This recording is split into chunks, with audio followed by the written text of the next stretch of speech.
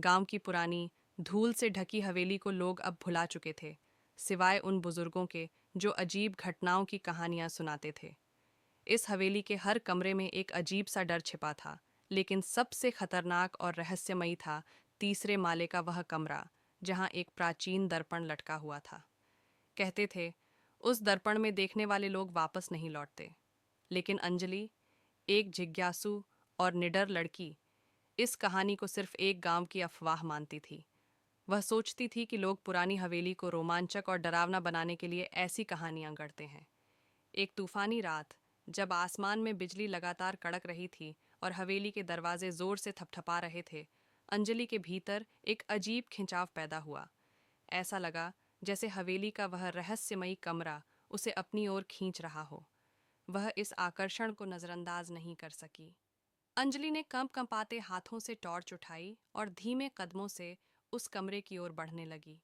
जैसे ही वह कमरे के पास पहुंची, दरवाजा अपने आप धीरे से खुल गया, मानो उसे पहले से पता हो कि कोई आने वाला है। कमरा भीतर से अंधकारमय और ठंडा था। हर कोने में सन्नाटा था, पर उस सन्नाटे में एक भारीपन था, जैसे कुछ छिपा हो। दर्पण दीवार पर लटका हुआ था, उसकी सतह धूल से ढकी थी, लेकिन उसमें से एक अजीब सी चमक झलक रही थी। अंजलि ने अपनी टॉर्च बंद की और दर्पण की ओर कदम बढ़ाए। जैसे ही उसने हाथ बढ़ाकर दर्पण की धूल हटाने की कोशिश की, उसकी उंगलियां ठंडी गीली सतह से टकराईं। दर्पण से अचानक एक तेज सर्द हवा निकली और अंजलि की पीठ में एक ठंडक फैल गई।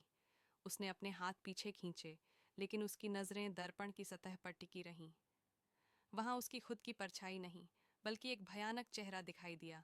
बेजान, सफेद चेहरा, जिसकी आंखें गहरे काले गड्ढों जैसी थीं और होंठ एक भयावह मुस्कान में मुड़े हुए थे। उस चेहरे ने धीरे धीरे अंजलि की ओर देखा और उसकी गर्दन एक भयानक कराह के साथ मुड़ी। अचानक दर्पण से एक खौफनाक, भयानक चीख गूंजी। कमरा हिलने लगा, दीवारों से दरारें फैलने लगीं और हवा में अजीब सी आवाजें सुनाई देने लगीं, जैसे कोई धीमे स्वर में बातें कर रहा हो। अंजलि के कानों में कराहों और फुसफुसाहटों का सैलाब गूंज रहा था। उसने भागने की कोशिश की, लेकिन कमरे का दरवाजा खुद ब खुद बंद हो चुका था। उसकी सांसें तेज हो गईं और उसका दिल दौड़ने लगा। फिर अचानक दर्पण से वह विकृत आकृति बाहर आने लगी। उसके हाथ लंबे और पतले थे, जैसे किसी मरे हुए की हड्डियां हों। उसने अंजलि की ओर इशारा किया और उसकी गहरी भयानक आवाज कमरे में गूंजी, तूने मुझे जगाया है, अब तू भी इस दर्पण का हिस्सा बनेगी। अंजलि की चीखें गले में घुट गईं और उसकी आंखें डर से फैल गईं। वह पीछे हटने की कोशिश कर रही थी, लेकिन उसके पैर जमीन में जकड़ चुके थे।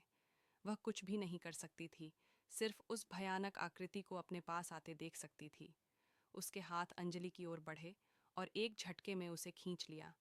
अंजलि की आत्मा को एक भयानक ठंड ने जकड़ लिया और वह देखते देखते दर्पण के अंदर समा गई। अगली सुबह अंजलि के माता पिता उसे ढूंढते हुए उस कमरे तक पहुंचे। दरवाज़ा खुला हुआ था, लेकिन अंजलि कहीं नहीं थी। कमरे के अंदर वह पुराना दर्पण पहले की तरह दीवार पर लटका था, लेकिन अब उसकी सतह में अंजलि की एक नई परछाई दिख रही थी।